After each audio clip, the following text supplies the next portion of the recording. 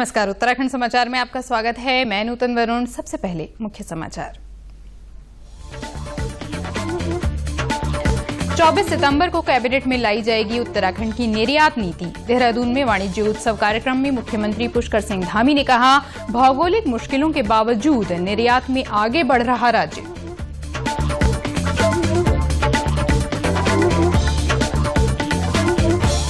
तकरीबन 1.5 साल बाद राज्य के प्राइमरी स्कूल खुलने पर बच्चों में दिखा उत्साह।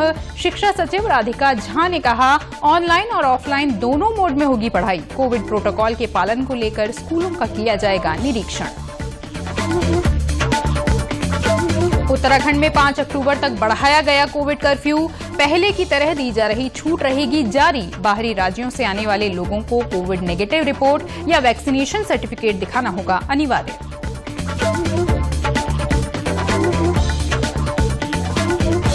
और आजादी के अमृत महोत्सव के तहत चंपावत के चाय बागानों में चलाया गया स्वच्छता अभियान। अल्मोड़ा विश्वविद्यालय में हिंदी विषय पर आयोजित की गई कार्यशाला। और अब समाचार विस्तार से। आजादी के अमृत महोत्सव के अवसर पर देहरादून में उद्योग विभाग ने वाणिज्य उत्सव कार्यक्रम का आयोजन किया है। कार्यक्रम में शामिल मुख्यमंत्री पुष्कर सिंह धामी ने कहा कि इसका मुख्य उद्देश्य आर्थिक विकास पर ध्यान देना और निर्यात को बढ़ावा देना है। कठिन भौगोलिक परिस्थितियों और ट्रांसपोर्ट की बाधाओं के बावजूद उत्तराखंड निर्यात के मामले में तेजी से आगे बढ़ रहा है। केंद्र सरकार की ओर से जारी एक्सपोर्ट प्रिपेयर्डनेस इंडेक्स में उत्तराखंड राज्य को हिमालयी राज्यों की श्रेणी में प्रथम स्थान मिला है। मुख्यमंत्री पुष्कर सिंह धामी ने कहा कि आगामी कैबिनेट बैठक में राज्य की निर्यात नीति भी लाई जाएगी। जो उत्तराखंड में रोडों की कनेक्टिविटी, रेल की कनेक्टिविटी और हवाई कनेक्टिविटी, उस पर जोर दिया है, उसको हम लोग और बढ़ाएंगे और अच्छा करेंगे, जिससे कि हमारी एक्सपोर्ट और बढ़े। उससे जो कि पहले से भी अच्छा है और अच्छा हो जाए। जो हमारे यहाँ के प्रमुख उत्पाद हैं वो अधिक लोगों के उसमें आए, उसके लिए हम एक अच्छा बाजार भी लोगों को उपलब्ध करा पाएं, उसके लिए भी काम करेंगे। साथ में हम 24 तारीख की कैबिनेट में अभी हमारा संभव है कि हम एक्सपोर्ट पॉलिसी भी लेकर आए। उद्योग मंत्री गणेश जोशी ने कहा कि पर्यटन स्थलों पर राज्य के स्थानीय उत्पादों की दुकानें और प्रतिष्ठान लगाए जाएंगे। जो हमारे जितने टूरिस्ट प्लेसेस हैं, चाहे नैनीताल है, मसूरी है, रानीखेत है, अल्मोड़ा है, जहाँ जहाँ टूरिस्ट एंजॉय करने के लिए आता है, क्योंकि हमारे यहाँ 2 किस्म का टूरिस्ट आता है। एक रिलीजियस टूरिस्ट, तो वो तो धार्मिक उससे आता है, वो उसकी जो ठहरने की या परचेज करने की जो क्षमता दूसरी होती है, और जो लोग इस प्रकार से आते हैं उनकी क्षमता दूसरी होती है। तो मैंने कहा अपने अधिकारियों को कि आप जो है इस प्रकार के स्थानों पर जो है इस प्रकार के शोरूम खोलें। उद्योग सचिव राधिका झा ने कहा कि राज्य सरकार उद्योगों को बढ़ावा देने के लिए जरूरी कदम उठा रही है। लगातार फोकस है कि किस तरह से उद्योग के साथ रोजगार को बढ़ावा दिया जा सके। तो हम लोग 2-3 प्रस्ताव हैं। तो एक्सपोर्ट प्रमोशन हमारा जो है उसकी पॉलिसी कैबिनेट में आ रही है। उसके अलावा एक नैनो हमारी परियोजना है, जिसमें किस तरह से हम नए एंटरप्रेन्योर्स को धनराशि देंगे, प्रोत्साहित करेंगे, जिसमें वो अपना छोटा काम शुरू कर सके। वर्ष 2017-18 में उत्तराखंड में 10,836 करोड़ रुपए की वस्तुओं का निर्यात हुआ था। वहीं वर्ष 2020-21 में ये बढ़कर 15,914 करोड़ रुपए पहुंच गया है। राज्य में ऑटोमोबाइल और फार्मा इकाइयां सबसे बड़े निर्यातक क्षेत्र के रूप में उभरी हैं। इसके अलावा उत्तराखंड से पुष्प उत्पादन, कृषि और खाद्य प्रसंस्करण, जैविक उत्पाद, सगंध, औषधीय पौधे, जैव प्रौद्योगिकी और हस्तशिल्प की वस्तुओं का निर्यात विदेशों में होता है। राज्य में 30,000 करोड़ रुपए मूल्य की वस्तुओं के निर्यात का लक्ष्य तय किया गया है। उत्तराखंड में आज से प्राइमरी स्कूल खोल दिए गए हैं। स्कूल खुलने पर बच्चों में खासा उत्साह देखने को मिला है। शिक्षा विभाग ने प्राइमरी स्कूल खोलने को लेकर गाइडलाइंस जारी की थी, जिसमें स्कूलों में रोजाना सैनिटाइजेशन, स्वच्छता और सोशल डिस्टेंसिंग का पालन करवाने को कहा गया था। हमारे संवाददाता राघवेश पांडे ने देहरादून के अजबपुर कला के राजकीय प्राथमिक विद्यालय में तैयारियों को लेकर प्रधान अध्यापिका से बात की है। प्रधानाध्यापिका उनसे बात करते हैं कि क्या क्या व्यवस्था है, किस ढंग से नए बच्चे भी आ रहे हैं। कुछ बच्चों ने नया एडमिशन लिया, कुछ 2 साल से स्कूल बंद से ऑनलाइन चल रहे थे, तो कुछ नए बच्चे जिनके लिए पहली बार वो स्कूल देख रहे हैं, उस तरह के बच्चे भी आए हुए। तो मैं प्रिंसिपल से पूछता हूँ क्या व्यवस्थाएं की गई है, क्या व्यवस्थाएं की गई मैडम? हमारी तरफ से लगभग 1-1.5 महीने पहले से ही व्यवस्थाएं शुरू हो गई थी। हम लोग टाइम टू टाइम स्कूल को फॉगिंग, सैनिटाइज नियमित कर रहे थे, ब्लीचिंग वगैरह। और हमारी स्कूल स्तर पे कार्य योजना पहले ही तैयार हो गई थी कि अगर स्कूल खुलने के लिए हमको निर्देश दिए जाते हैं तो हम किस प्रकार से अपनी क्लासों को डिज़ाइन करेंगे, किस प्रकार से सोशल डिस्टेंसिंग का अनुपालन करते हुए अपने पठन पाठन की प्रक्रियाओं को सुचारू रखेंगे। गाइडलाइंस के मुताबिक अभिभावकों की सहमति से ही बच्चों को स्कूल में प्रवेश दिया जाएगा। तकरीबन 1.5 साल बाद स्कूल आने पर बच्चे भी बेहद खुश नजर आ रहे हैं। विद्यालय बच्चे आ रहे हैं, उनसे उनको सहमति पत्र लिया जा रहा है गार्जियन से, कि कोरोना का भी संक्रमण पूरी तरह खत्म नहीं हुआ है, इसे पूरी एहतियाती बरती जा रही है। हमारे साथ एक छोटा बच्चा भी है, उससे बात करते हुए पहले ही आ गया, स्कूल तो खुलेगा 9 बजे, लेकिन बच्चा पहले ही आ गया क्योंकि उत्साह में है।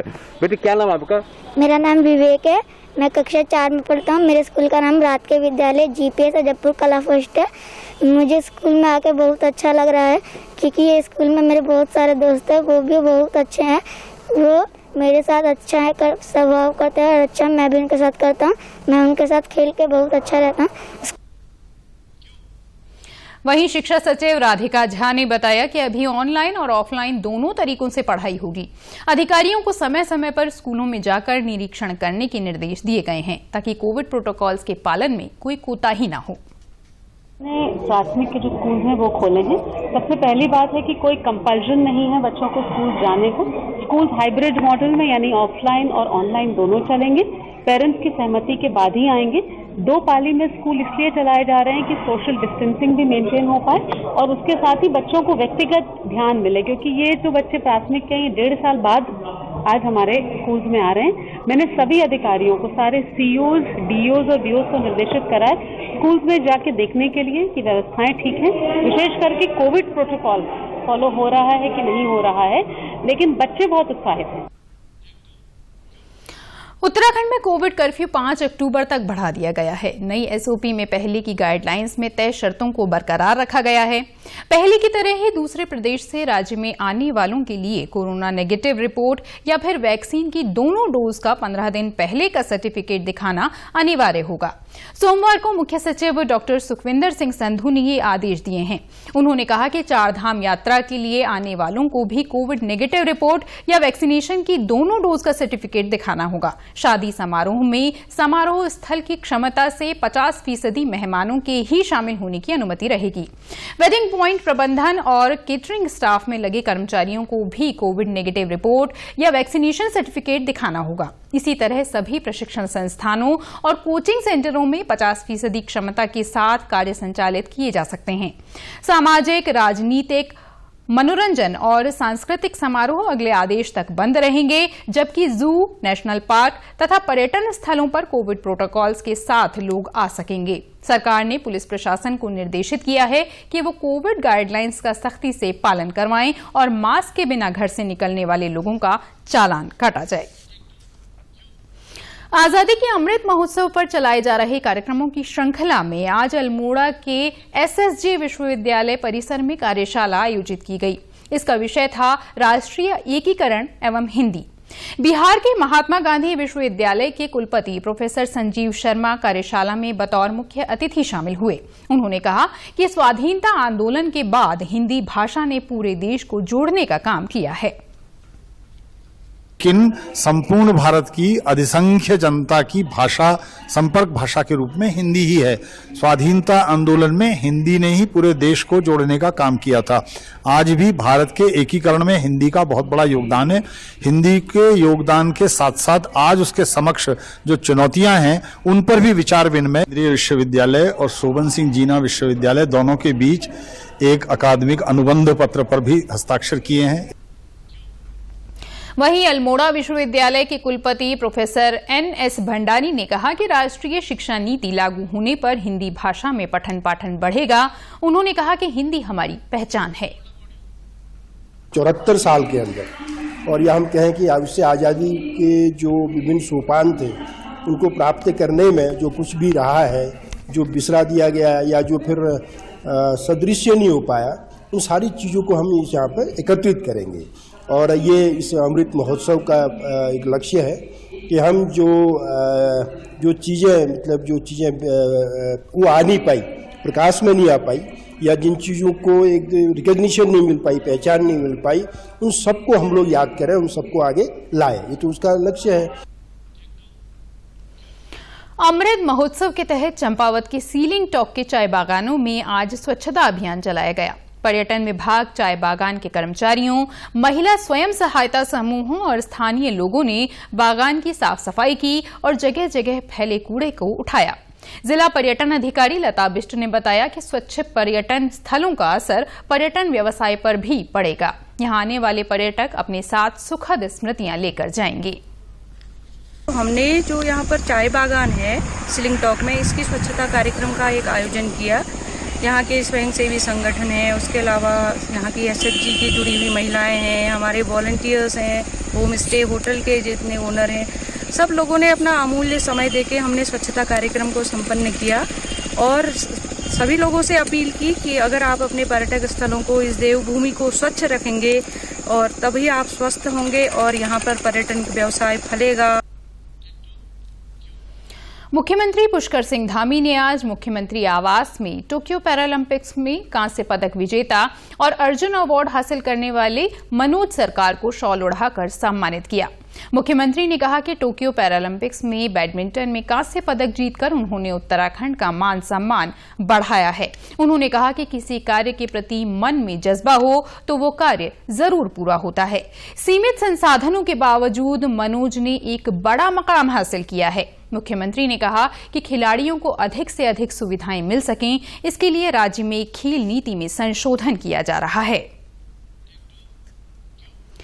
साधु संतों की सबसे बड़ी संस्था अखिल भारतीय अखाड़ा परिषद के अध्यक्ष महंत नरेंद्र गिरी का प्रयागराज के बाघंबरी मठ में निधन हो गया है।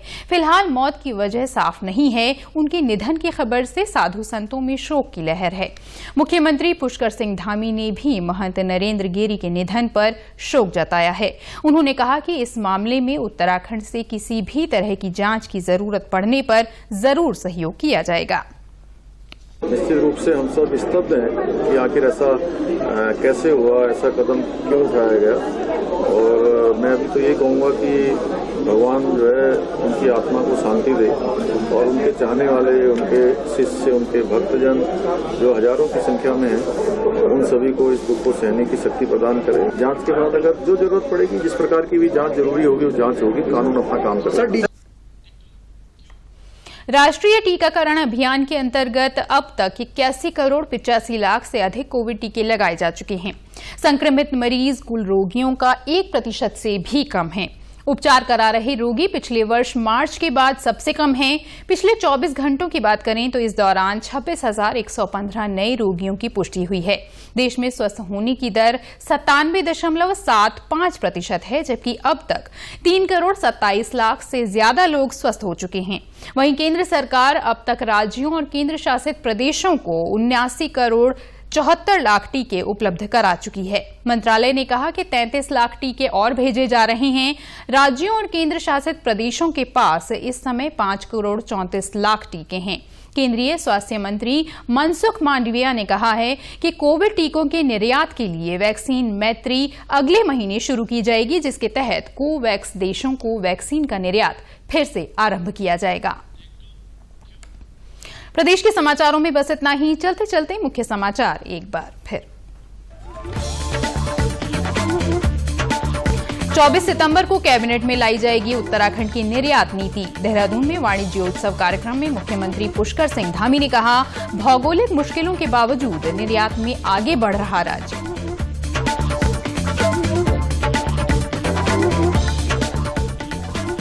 तकरीबन 1.5 साल बाद राज्य के प्राइमरी स्कूल खुलने पर बच्चों में दिखा उत्साह। शिक्षा सचिव राधिका झा ने कहा, ऑनलाइन और ऑफलाइन दोनों मोड में होगी पढ़ाई। कोविड प्रोटोकॉल्स के पालन को लेकर स्कूलों का किया जाएगा निरीक्षण।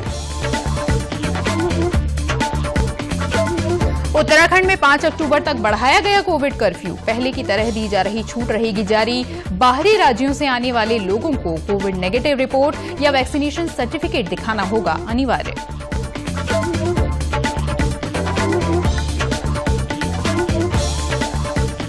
और आजादी के अमृत महोत्सव के तहत चंपावत के चाय बागानों में चलाया गया स्वच्छता अभियान। अल्मोड़ा विश्वविद्यालय में हिंदी विषय पर आयोजित की गई कार्यशाला। प्रदेश से जुड़ी अपडेट्स के लिए आप हमसे सोशल मीडिया के माध्यम से भी जुड़ सकते हैं। हमारा ट्विटर हैंडल है DD News_देहरादून। हमारा फेसबुक पेज है DD News उत्तराखंड और हमारे YouTube channel DD News Uttarakhand को भी आप सब्सक्राइब कर सकते हैं। कोविड संक्रमण से बचने के लिए मास्क का अनिवार्य रूप से और सही ढंग से प्रयोग करें। साथ ही सामाजिक दूरी का ख्याल रखें, नियमित रूप से हाथ धोएं और याद रखें, कोरोना को हराना है, मास्क जरूर लगाना है। साथ ही यदि अभी तक आपने वैक्सीनेशन नहीं कराया है तो आप भी आरोग्य सेतु या कोविन के माध्यम से खुद को रजिस्टर करके वैक्सीन लगवा सकते हैं। तो इसी के साथ समाचारों का अंक समाप्त हुआ। नमस्कार।